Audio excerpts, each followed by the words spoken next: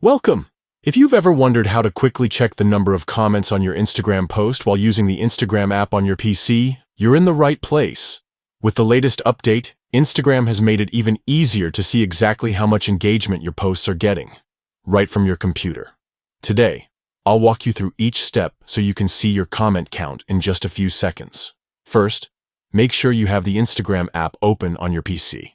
If you're not already logged in, go ahead and enter your credentials to get started. Once you're in, look at the bottom left corner of your screen. You'll see your profile photo there. Click on it.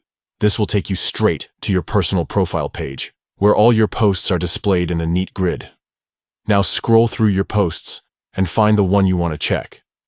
Maybe it's a recent vacation photo, a food snap, or a throwback memory. Whatever it is, just locate that post in your grid. Here's where the new update comes in handy. All you need to do is hover your mouse over the post you're interested in. As you do this, you'll notice a small overlay appears on the image. Right there, you'll see two icons, a heart for likes and a speech bubble for comments. Next to the speech bubble, you'll see the exact number of comments your post has received. That's it. No need to open the post or scroll through comments to get the count. With this simple hover action, you can quickly check your engagement across all your posts.